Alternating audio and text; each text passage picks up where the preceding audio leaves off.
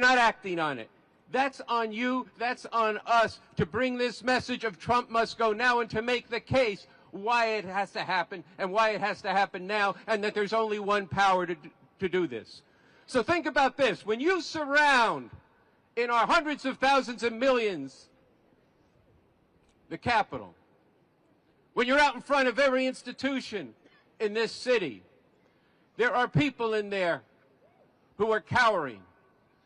And I know it's hard to believe that that Congress, who just capitulated to Trump when they had some initiative, could be shaken from their complicity. But they can be. But they will not do it on their own. They will not do it without you modeling what has to be done. There has to be a power of the people, creating an earthquake below so that the windows of every institution shake, that the light of your resistance shines in there and exposes the people who are doing nothing right now, but wasting the time of humanity. It's not their time, it's not our time, but our time is one in which we have to get out in the streets and sacrifice, as Jim just said, to bring about a political earthquake from below, such that those in power do what needs to be done, because we're going to do it, and that involves all of you taking a stand now, coming back on Monday, and the next Monday. So I want to talk just a little bit about this plan. Surround the White House, November 15th, November 17th, November 24th. Why do we say that? What about one day? Why don't we just do November 15th and then we'll see what happens? Because we are telling people this has got to be a continuing struggle. This is not a one-day affair. This is a serious struggle for what is the direction of society. And you got to then remember what you saw when you closed your eyes as millions of people filled the mall and stretched all the way across the river. That's what has to be in your mind and in your heart, and you have to fight for it. Yes, nonviolently. This is a nonviolent movement. But it is a determined movement. It is a movement that will involve sacrifice. Yes, our sacrifice. And damn it, that's something we should be proud to do. Yeah. And let's be clear, we got to talk some truth here. The midterm elections, as Jim said, is way too late. What are you fucking talking about? We're going to have a new Congress in January of 2017? 2027. Maybe I have some nostalgia. But actually, in 2017, would have been good if people listened to us back then. That's right. It would have been even better if people listened to Bob Avakian in the 1990s when he said this Christian fascist crusade was on a roll and going to sweep up the whole country. People thought we were lunatics for saying that. Well, now, who are the lunatics? Those who didn't believe the actual reality that was unfolding right beneath our very eyes. So we've got 3 dates. 3 dates that have to grip the imagination and get larger and larger. And the imagination they need is people leaving their jobs for a day, for a week, coming after work, taking shifts. The DMV area should be like a giant accordion with hundreds and thousands and millions coming in for a couple days and then going home and coming back. People coming from around the country to D.C. This is what you have to tell your relatives, your friends. We have to organize this. We said last week that every one of you is now a leader.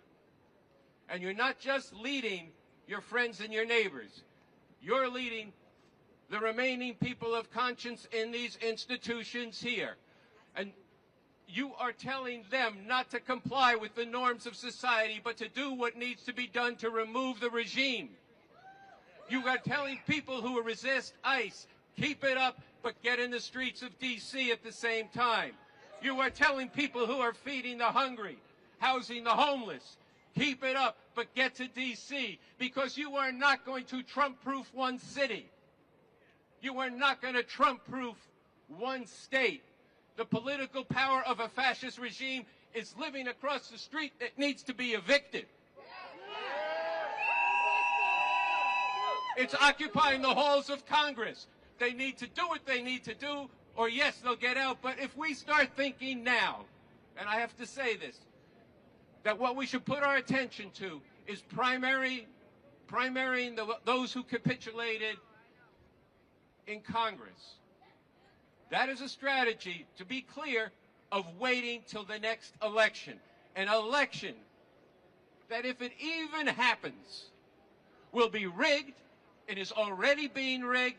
And if by some stretch of the imagination there were a majority of Democrats elected, why would anybody believe, in possession of their faculties, that somebody who led an insurrection to overturn the last election, pardoned every last one of them, pardoned everybody who came up with bogus schemes to overturn the election, would honor anything in 2017, and besides which, the Supreme Court that's in his pocket will have outlawed dissent before then. So you're appointed to lead this. And I'm pausing because I want you to think about it. There's a handful of us in Refuse Fascism who've been leading this since 2016. There's hundreds more around the country now, thousands probably, who are following this. It is everybody here's job to make this millions of people, starting now. The reason this is called Surround the White House 1.0 is to enable those with some imagination to imagine 2.0 and 3.0 and 5.0 when we have the millions we need to actually shake the ground such that the regime is removed from power.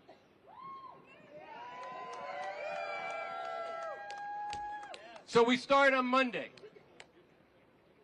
We start, as Sansara said before, at 3 p.m. That's enough time, if you're still in school, to walk out of school. If you can leave early, just leave early. If school ends early for you, get down here and organize, go to the next school over, and tell them, get out of class and come down to the White House. We got business to take care of. We got the future to take care of. So that's what we're doing here. This Monday, the following Monday. Get connected up. Sansara and others will give you the plans. But as we end, or I end and others end, every speech we give, every small gathering, even if it's just two people over a beer or coffee, it's important to recognize for whom are we doing this and for what are we doing this. So before I get to that chant, I do want to echo something Sansara said. I don't want to leave it at that. This is a movement that has to comprise millions. That means those who believe deeply in the Constitution of this country and what it's supposed to, the rights it's supposed to have, and are outraged that those rights are being ripped away. It does involve people like Sansara and myself who are working for a constitution for a whole radically different society to emancipate humanity. But we are all united around the single demand of Trump must go now. And as she said, and this is very important, it is necessary that we actually talk about all this. Because this is a serious problem that humanity faces, and we're not going to get clear on it without discussion and debate. So I wanted to bring that back in and then say this and ask you to join me in saying, in the name of humanity,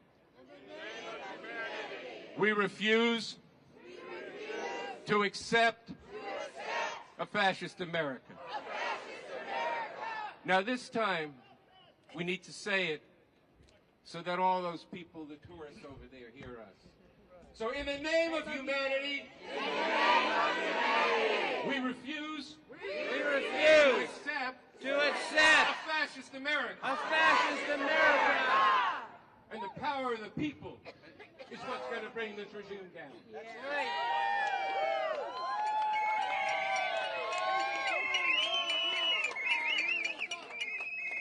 All right, let's hear it for Andy Z. Yeah. Now, I want to say that we are told that change happens when people in offices of power get around to it. We are told that change happens when you lobby for it, or you call enough times for it, or you vote for it. But the truth is, if you study history in this country, even in quote-unquote normal times, the massive changes that we celebrate, the people we sing songs about, the people we watch movies about, they did not sit back and wait till something was electable. They went out in the streets and they put themselves on the line and they woke up the conscience of millions of others and they changed what was possible. This is how civil rights were won. This is how Jim Crow was torn down. This is how women won the right to abortion. This is how we won the equality for LGBTQ people. We did not win these rights by sitting back and lobbying. People put themselves on the line. People gave their lives, and it was right, and it was worth it. And I will tell you this. Even the right to vote was not won by voting. Think about that. And that's in normal times, and we are not in normal times. We are in a time when the fascist tyrant in the White House already incited one insurrection, pardoned the insurrectionists as his #1 act on day 1 of his regime. This week pardoned 77 more of the people who tried to steal the election. His movement is packed election deniers into key state offices to oversee the next elections in 18 states. This man is not going to sit back.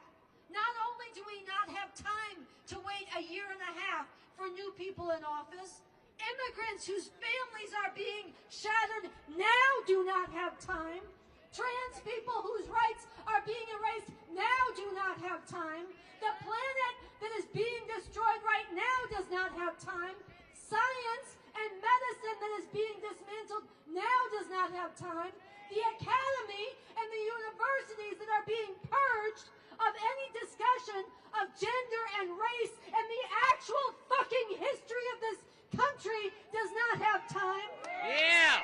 The legal sphere that is under attack with law firms being extorted by this regime does not have time. So not only do we not have time, you have to be smoking something to think that you can have him respect an election he loses. Yeah! We cannot wait for the midterms, and we cannot count on the midterms. We have to act now. Yeah! And so I want to echo something that Andy said, something very important. You are here because you recognize this. You are here because you recognize this. There are tens of millions of people with decent hearts, not the people who cheer for what ICE is doing, the people whose hearts are ripped open by it, the people who poured into the streets on No King's Day, the people who are defending their neighbors.